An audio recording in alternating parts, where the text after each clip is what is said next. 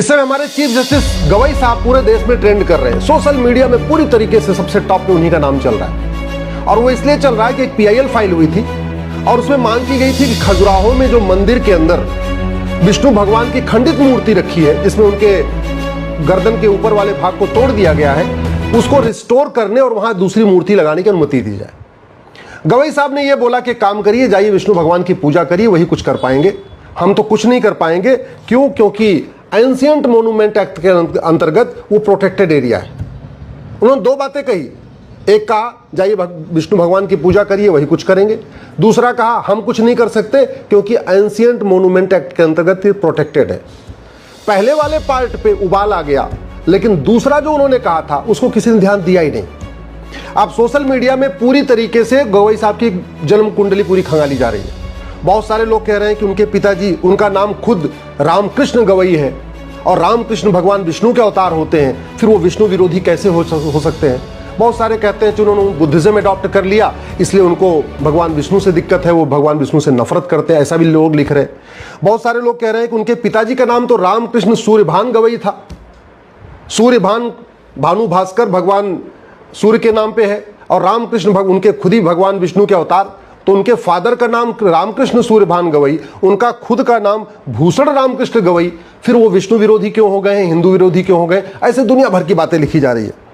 कुछ लोग कह रहे हैं कि गवई साहब झूठ बोलते हैं कि उन्होंने तो झुग्गी बस्ती में पढ़ाई किया, क्योंकि उनके पिताजी तो 3 राज्यों के गवर्नर रह चुके हैं, बिहार के, केरल के, सिक्किम के, और उनके पिताजी लोकसभा के भी सदस्य थे, राज्यसभा के सदस्य थे। ये भी लोग सोशल मीडिया में लिख रहे हैं कि 30 साल तक लगातार वो महाराष्ट्र विधानसभा में थे, 30 साल तक। कुछ लोग ये भी लिख रहे हैं कि गवई साहब का जन्म 1960 में हुआ, जो इस समय चीफ जस्टिस है, और 1964 में, यानी उनके जन्म के 4 साल के बाद ही उनके पिताजी विधायक हो गए थे। तो एक विधायक का बेटा झुग्गी बस्ती में कैसे पढ़ेगा? ऐसे दुनिया भर की बातें लिखी जा रही हैं, मैं उस पर नहीं जाता हूं। मैं ये कह रहा हूं कि ये जो समस्या है, इसका समाधान क्या है? भारत के संविधान का आर्टिकल 49 कहता है कि भारत की जो ऐतिहासिक धरोहरें हैं, पौराणिक धरोहरें हैं, उनको संरक्षित करना ये सरकार का काम है। लेकिन इस आर्टिकल 49 का आज तक ठीक से इंटरप्रिटेशन हुआ ही नहीं है। आज जब आर्टिकल 49 का इंटरप्रिटेशन हुआ है, या तो कैम्ब्रिज के चश्मे से हुआ, या तो ऑक्सफोर्ड के चश्मे से हुआ है, या तो इंग्लैंड के चश्मे से हुआ है, तो अरब के चश्मे से हुआ। भारत के चश्मे से आर्टिकल 49 का इंटरप्रिटेशन हुआ ही नहीं है। भारत आर्टिकल 49 जब ये कहता है कि जो हमारी ऐतिहासिक पौराणिक धरोहरें हैं उनको प्रोटेक्ट करना है, इसका मतलब ये नहीं कि खंडित अवस्था में प्रोटेक्ट करना है। इसका मतलब ये हुआ कि मुगल काल में या ब्रिटिश काल में जो हमारे पौराणिक स्थान तोड़े गए, सरकार का दायित्व है उनको रिस्टोर करे। रिस्टोर करने का मतलब मंदिर को संरक्षित करे और मंदिर की मूर्तियां जो तोड़ दी गई थी उनको फिर से बहाल करे। ये आर्टिकल 49 खुद ही कहता है। लेकिन चूंकि चश्मा वो कैम्ब्रिज वाला है, ऑक्सफोर्ड वाला है, या ये कह सकते हैं तथा कथित सेकुलरिज्म वाला चश्मा है, इसलिए आर्टिकल 49 की ठीक से व्याख्या नहीं हो रही। दूसरा, मैं पहले भी कह चुका हूं, कांग्रेस ने 50 से ज्यादा घटिया कानून बनाए हैं भारत को बर्बाद करने के लिए, और ये कानून 1958 में ancient monument act Nehru ji ने बनाया था। ये कानून बनाया गया था बाबर, हुमायूं, तुगलक, गजनी, गोरी के जो इल्लीगल काम है उन्हीं को प्रोटेक्ट करने के लिए, भारत की धरोहरों को प्रोटेक्ट करने के लिए नहीं। नतीजा क्या है? औरंगजेब की एक मजार बनी है औरंगाबाद में और उसको आज तक हटाया नहीं गया, क्योंकि ये कानून कहता है जी वो प्रोटेक्टेड है। मतलब औरंगजेब की मजार को मेंटेन करने पे उस पे वहां पुलिस लगी पड़ी है, वहां सफाई कर्मी लगे हुए हैं। भारत के टैक्स पेयर के पैसे से औरंगजेब की मजार मेंटेन की जा रही है। भारत के टैक्स पेयर के पैसे से बहुत सारे वहशी दरिंदों की मजार दरगाह प्रोटेक्ट की जा रही है। कायदे से उनका नामो निशान मिटा देना चाहिए था। क्यों मिटा देना चाहिए? क्योंकि संविधान के प्रियम्बल का पहला शब्द ही सोरिन। सोरिन का मतलब संप्रभु। संप्रभु का मतलब न गुलामी का नाम होना चाहिए, न गुलामी का निशान होना चाहिए। हम स्वतंत्र हो गए। स्वतंत्र 2 शब्दों से मिलकर बना, स्वतंत्र, स्वयं का तंत्र, यानी जितना सिस्टम होना चाहिए सब हमारा होना चाहिए। जुडिशियल सिस्टम हमारा, पुलिस सिस्टम हमारा, एजुकेशन सिस्टम हमारा, टैक्स सिस्टम हमारा, एडमिनिस्ट्रेटिव सिस्टम हमारा, सारे सिस्टम हमारे होने चाहिए। और दूसरा, सोरेन का मतलब न गुलामी का नाम होना चाहिए, न गुलामी का निशान होना चाहिए।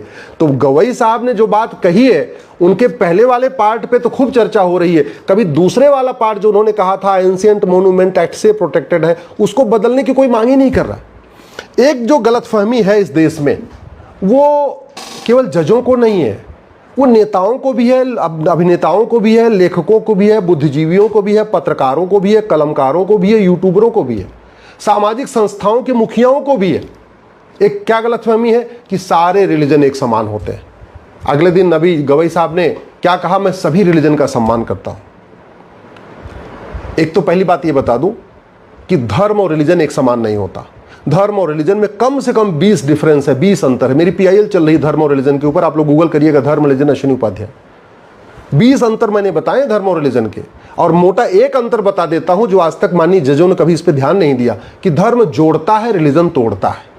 धर्म सबको इकट्ठा करता है और मजहब और रिलीजन ये पार्ट पार्ट, टुकड़े टुकड़े करता है, ये बांटता है। धर्म कहता वसुधैव कुटुंबकम, रिलीजन कभी वसुधैव कुटुंबकम की बात नहीं करता। धर्म कहता है नारी तू नारायणी, रिलीजन कभी नारी को नारायणी मानता ही नहीं है। कोई भी रिलीजन नहीं मानता। दुनिया में 1100 रिलीजन है, मुझे एक रिलीजन बताइए जहां पे वसुधैव कुटुंबकम का कॉन्सेप्ट हो, या दुनिया की 1100 रिलीजन में कोई एक रिलीजन बताइए जहां नारी तू नारायणी का कॉन्सेप्ट हो। धर्म कहता है यत्र नारस्तु पूज्यते रमन्ते तत्र देवता, ये मनुस्मृति में लिखा हुआ। जिस मनुस्मृति को दुनिया भर के लोग जलाते रहते हैं, खासतौर पे जो बुद्धिज्म फॉलो कर चुके हैं, तथा कथित अंबेडकर जी के जो अपने आप को भक्त बताते हैं, वो दुनिया भर की मनुस्मृति के ऊपर बात करते हैं। अरे उसी मनुस्मृति में लिखा हुआ है यत्र नारस्तु पूज्यते रमन्ते तत्र देवता, जहां नारी की पूजा होती है वहां देवता निवास करते हैं। ये मनुस्मृति में लिखा हुआ है। दुर्भाग्य देखिए, दुनिया की किसी भी रिलीजन में ये नहीं बात नहीं लिखी है जहां नारी की पूजा होती है वहां देवता निवास करते हैं, फिर भी कहते हैं सारे रिलीजन एक समान होते हैं। और मनुस्मृति को क्रिटिसाइज किया जाता है, और जहां बाकी रिलीजन में, जहां बहुत सारे ऐसे भी रिलीजन है जहां महिलाओं को थर्ड क्लास का भी अवसर नहीं है, थर्ड क्लास का भी जो है नागरिक नहीं माना जाता, जहां महिला पुरुष को एक समान माना ही नहीं जाता, जहां माता पिता को एक समान माना नहीं जाता, जहां भाई बहन को एक समान माना नहीं जाता, उनको कह रहे नहीं हम सबका सम्मान करते हैं, हम सबको एक बराबर मानते हैं। धर्म कहता है सर्व मंगल मांगल्य, सबका मंगल हो, सबका कल्याण हो। किसी एक भी रिलीजन में मुझे आप कहीं लिखा हुआ दिखा दीजिए कि जहां लिखा हो कि पूरी दुनिया में सबका कल्याण हो। ना, रिलीजन कहता है मेरे रिलीजन वाला का कल्याण हो, बाकी रिलीजन वाले तो भाड़ में जाए, बाकी रिलीजन वाले तो जहन्नुम में चले जाएं, बाकी जो हमारे रिलीजन को नहीं मानता वो तो जहन्नुम में जाए, जो हमारे रिलीजन को नहीं मानता वो तो हेल में जाएगा, जो हमारे रिलीजन को नहीं मानता उसको जलाया जाएगा, ये रिलीजन कहता है। फिर भी हमारे माननीय जज, माननीय बुद्धिजीवी और बहुत सारे लोग कहते हैं सारे रिलीजन एक समान होते। धर्म कहता है सर्वे भवन्तु सुखिनः, सब लोग सुखी रहे, वनस्पति शांति, सब लोग, जानवर भी सुखी रहे, इंसान भी सुखी रहे, वनस्पतियां भी हरी भरी रहे, ये कहता धर्म।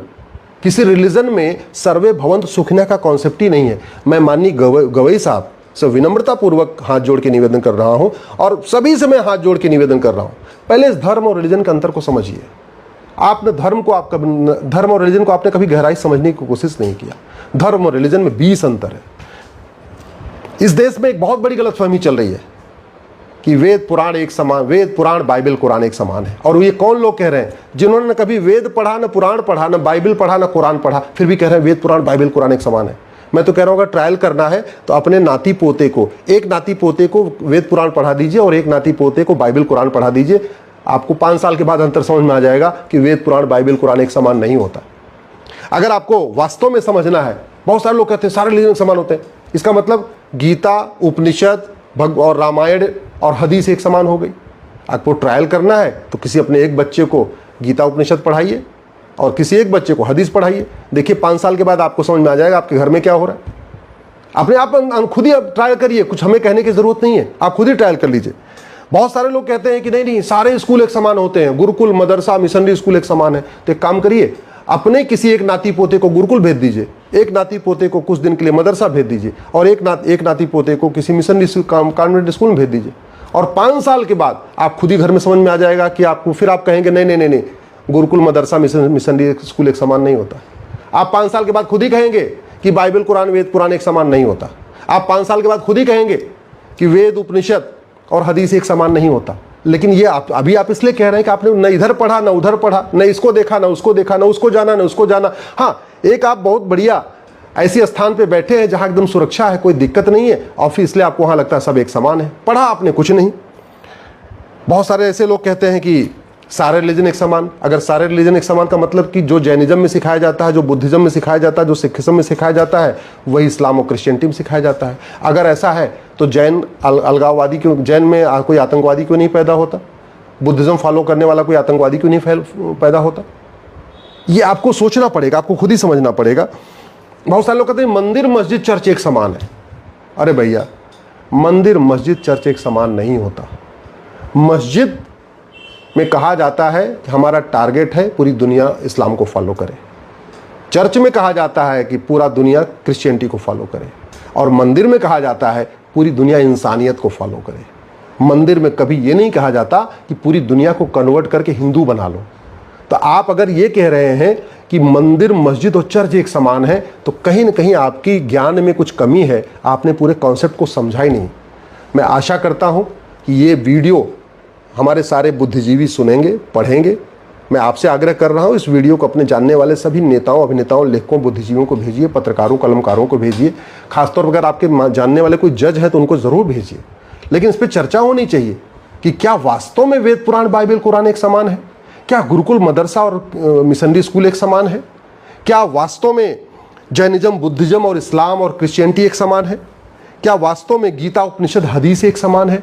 अब समय आ गया है इसके ऊपर गंभीरता के साथ चर्चा हो, क्योंकि जो हमारे शीर्ष स्तर पे बैठे हुए हैं, हाई कोर्ट के जज, सुप्रीम कोर्ट के जज, बहुत सारे सांसद, विधायक, मंत्री, ये कहीं ना कहीं गलतफहमी के शिकार हैं। उनकी गलतफहमी ये जो है बहुत नुकसानदायक होगी। ये गलतफहमी पंडित नंदराम टिक्कू को थी, जो अफगानिस्तान के प्रधानमंत्री थे। यही गलतफहमी राजा हरि सिंह को थी, जो बाद में पंजाब के 2 टुकड़े हो गए। यही गलतफहमी बंगाल के राजा को भी थी। बंगाल के 2 टुकड़े हुए, एक बांग्लादेश बना, एक पश्चिम बंगाल, ये हमारा एक पूर्वी पश्चिम बंगाल बना हुआ है। ये गलती राजा हरि सिंह को भी थी। देश में बहुत सारे हमारे पूर्वजों को ये गलती थी और उस गलती का हमने परिणाम भुगता है। और ये गलती आज भी बनी हुई है कि सारे रिलीजन एक समान होते हैं, सारी किताबें एक समान होती हैं, सारे ग्रंथ एक समान होते हैं, सारे स्कूल एक समान होते हैं। ये गलतफहमी को ठीक करना बहुत ज़रूरी है।